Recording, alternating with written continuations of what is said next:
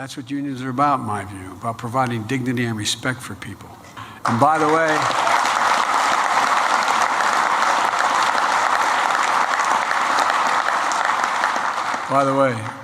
Amazon, here we come. All right, President Biden says organized labor is coming for Amazon next. That was the president at an event in D.C. for North America's building trades unions. He was talking about last week's successful vote by New York union organizers at Amazon, but he failed to mention that workers in Alabama also squashed a plan to unionize there. Now, we doubt Jeff Bezos is too concerned about the president's threats. His feelings might be hurt concerning all the work that the Washington Post, which he owns, has done to cover up the president's failures. But I guess that's now over. You know, the legacy media, including the Post, has now been forced to report on the obvious corruption with the Biden multinational corporation and its collusion with foreign governments and businesses. Anyway, back to Biden's visit to the Building Trades Union Legislative Conference yesterday. Now, notice anything about all the people on stage with the president? They are old white dudes. Not that we have a problem with old white dudes. They are the ones, you know, I'm one anyway, right? So we like the honest ones. I'd like to think that that's okay, but we have a problem with their kind of the less lazy, shameless attempts to try and herd certain groups into voting blocks they think they can control. And the big trade unions have been doing that for years. Public sector unions, particularly, their donations far outpace those of many GOP dark money groups that the press loves to talk about. They always have. And how do you think a group like the American Federation of Teachers gets to tell the government and the government-appointed doctors at the CDC what to do?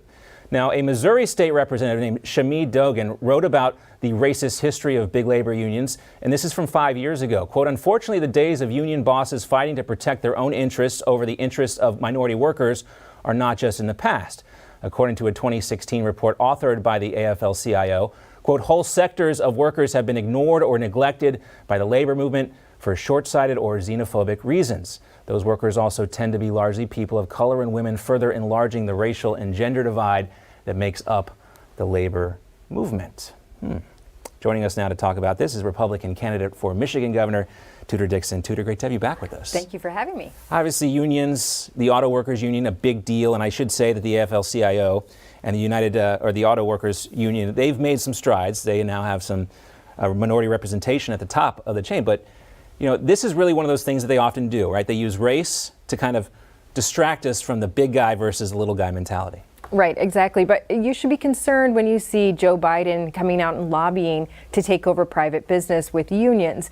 The government shouldn't be involved in that whatsoever. Yes, we have the freedom to do so.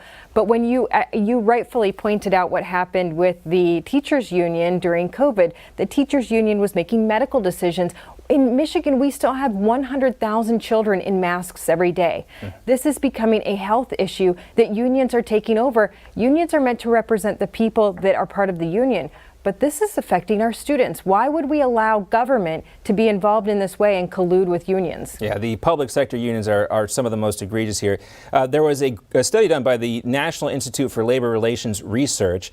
They say unions spent $1.8 billion on political races in 2020.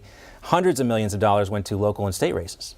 Yeah, this does not surprise me, but let's take a look at Michigan. In Michigan, we do have the UAW, and how has that helped them to be funding Gretchen Whitmer? Because Gretchen Whitmer came out in December and said, I think we didn't know Ford was leaving. She has lost their jobs, and yet they are still supporting her, although I think members have come out and said, we're not supporting her anymore, because you saw when Joe Biden went up against the union member, the auto union member, and said he was going to take his AR-14. Yeah. I don't know if you remember Jerry Wayne, but those guys are saying, these people are no longer representative of me, and they're letting our jobs leave. If there are no jobs, the union means nothing. That's it. You hear the same thing from teachers too. The union doesn't necessarily represent me, but oftentimes they're forced into union membership. Otherwise, they can't get the job. So that's a whole other issue. I also want to talk to you about Jen Psaki. You know, she's leaving the White House. Seems like she can't get out of there quick enough based on some of her answers. But journalists at NBC News are apparently frustrated and disappointed by MSNBC's decision to hire the White House press secretary, so much so that the president of NBC News had to have an impromptu call with employees last week to address the matter. And this is a quote. It's not unusual, this is from a CNN article, it's not unusual for politicians and government officials to sign deals with news organizations when they exit their positions. But Psaki's tentative deal with MSNBC perturbed staffers because news of the negotiations between her and the network came while she was still in her post as White House press secretary. So they say it's over journalistic integrity. Are you buying that? You know, I have to say, if I were a journalist, I would be mad about that. But let's face it, this is state-run media. You have the spokesperson for the White House leaving the White House and saying, I'm going into the media. If this happened under the Trump White House, they would go bananas. But when he was talking, and they did. I mean, we do have Sean Spicer working here at Newsmax, and you know they are so concerned about that, or at least they were. Yes, but he was not plucked from, that was not under a failing White House. Let's take a look at what's happening. We have a failing White House, a scandal with Hunter Biden that she has failed to cover up, and she constantly tries to say she has no idea what Hunter Biden is doing. You are taking the spokesperson for a failing president and manipulating the minds of the people in the media. It's very corrupt, and it has not happened with Republicans where you pluck them right off the stage and say, we will put them now in the media and give them their own show. And you have people that are correspondents. Now you have someone with their own show plucked right off the stage. And I think this is also similar to what we've seen so much with the intelligence community, right? Members of the CIA, former CIA officials and FBI officials going to work for the mainstream press, echoing and parroting some of these same talking points that we were not allowed to report about Hunter Biden. They called it misinformation. They signed that letter. You see this revolving door at the mainstream media, from government positions of authority over to these cable networks. And look at the difference. You have Kayleigh McEnany, who, when she was the White House press secretary, tweeted the New York Post story and got removed from Twitter. She was silenced, and they're taking Jen Psaki and giving her her own show so that she can cover this up. This is where we are in the country right now. This is why we're running to protect things like that. And I don't think anyone's shocked by this or even surprised. It's just so galling, and it's affecting our ability to get legitimate information. But great to have you with us, Tudor. Always great to see you in person. Thanks so much. Thank you.